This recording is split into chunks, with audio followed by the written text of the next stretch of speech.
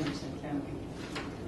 I can give you an update. I had a very long discussion with Joel Bart on legal issues. And I had written him a fairly lengthy letter about varying views about particularly Chapter 48, Section 3, which is the provision in Mass General Law that allows certain uses by right. The uses are protected, like educational facilities and religious. And then the whole issue of, reasonable, following reasonable dimensional standards. Mm-hmm. So I've given him a list of concerns that he and that I had relative to some of the sites that we're looking at, and also I had had a series of discussions with John Field, who was not quite too sure how to deal with some of these issues, and so he and I jointly wrote a memo to Joel Bart. So I followed up with a telephone. I actually John wrote, Field and you jointly yes, wrote the memo. yes, Okay. yes. All right. So anyhow, I wrote this about 2 weeks ago, and I had talked with Al about it, and so Joel hadn't gotten back to me, wasn't quite too sure how to approach it. He and I talked about it today, and he should be forwarding something to all of us within the next week or so. So when I get it, I will forward it out. Okay. But I cited a number of concerns. For example, Cambridge School of Weston has a situation where they have an internal lot line, and that internal lot line puts the building 6 feet away from the setback. Okay. And so I actually put out something on the planner's webserve, which is the less expensive way to get a feedback. A decision. And 9 times out of 10, everybody was telling me that, which is what I suspected, which was you should get rid of the internal lot line. And that's an A&R plan or some type of other action that could be taken. So anyhow, I cited that as a situation as well. And I also did talk with him about the Goddard School at length, about the fact that we didn't really catch the sign sizes until after the ZBA decision.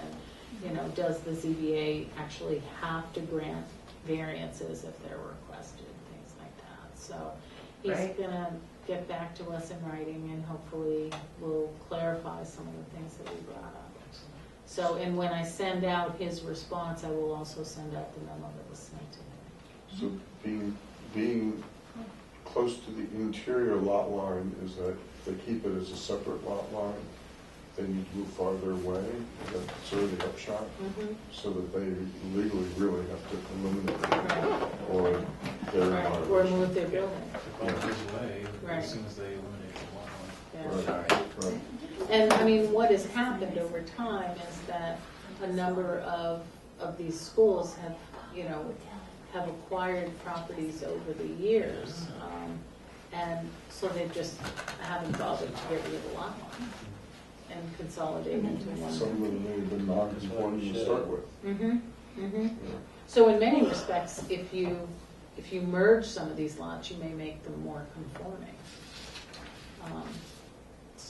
But his response on Cambridge School verbally to me was they need to get rid of the lot line. So, Which was your We haven't done it yet. it's always nice to have a legal beaver Read it. going with it too. So, But the listserv is helpful.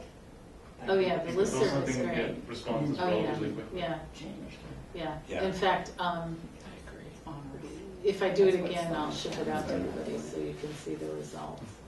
Would also, these are also for actually, very funny story. I last year did a presentation with a group of people to the Mass Association of Planning Directors at the annual meeting in the spring. And what had happened was, when I was working in Winchester, I put a question out on the planner's web serve about properties that were being improved, and kind of we had one situation in Winchester where very modest neighborhood, and somebody came in and basically tripled the size of the house, and it was just totally out of scale with the rest of the neighborhood. And so anyhow, there was a discussion about it, Is it raining yet? Is it raining? Lighting, no. Lightning up around? so anyhow, what happened was a couple of people, were making suggestions to me on the planner's web serve, and a writer who's a Lincoln Land Institute person basically said, you should be basking in the fact, you should be enjoying the fact that your community is so wealthy and everybody's blowing, doing these houses. And so, yeah. So anyhow, Well, that's the Lincoln Land Institute. yeah. They're So pretty, yeah. some of them are not planners either. So anyhow, ultimately what happened was there was this whole big brouhaha on the planner's web serve, and people were like shooting, emails back and forth to each other about this. And so what ultimately happened was I ended up coordinating a group of people, including the person from Lincoln Land Institute, to do a workshop on large house development.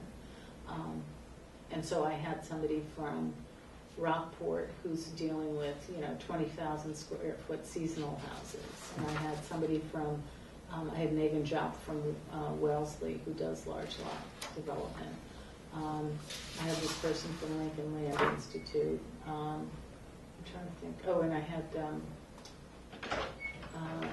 from Lexington, the senior planner there, who they've done all kinds of research on large lot development and large house development. Unfortunately, they haven't really adopted anything yet. They haven't been able to get it through town meeting.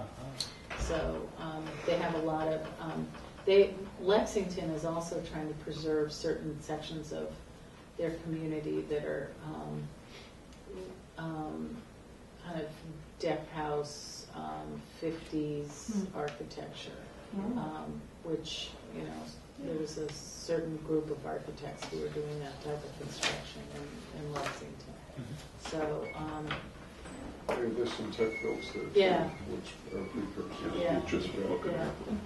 So That anyhow, sounds I mean, it generated, so the planner's web server is really great because you can put something out there and. Instantaneous response. Yeah, exactly. And qualified. Yeah. Right. Oh, and what's interesting is I put something out on the planner's web serve about a case law. I forget what the issue was exactly, but it was something relating to here.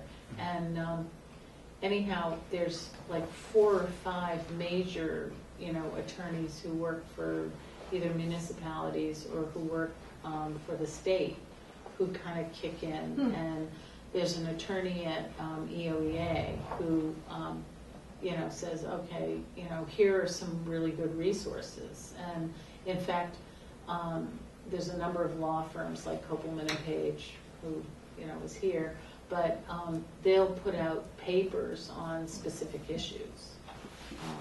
So for example, I remember what it was. I know that there's case law on, I was thinking about the Warren Ave situation where you have a commercial use going over residential property for access, and there's all kinds of case law on that. And so I was kind of feeling around to see what other communities did with those situations. And so I ended up getting, a fair amount of feedback on the fact that most people tried to discourage that type of behavior, or that type of land use setup, so that Commingling. Yeah. It was discouraged. They wanted to separate. So, I mean, there's all kinds of case law on the fact that you really can't go through a residential zone for your access into a commercial or industrial zone. So things like that. So, Interesting. yeah. Which attorney are you in? That's just nasty. Irene Del Bono? Oh, no. Yeah. Yeah, she's And a then, sweetheart. yeah, and She's then, good too. yeah. She knows her stuff. And then, what's his name, Richie, who's in Western Mass. He's, I forget his first name. He used to be. Yeah, he used to be at the AG's office. Right, And he right, used to review bylaws. right. Gee, I haven't seen him in years. Yeah, Irene. he's in Western I'll Mass. tell you something about Irene.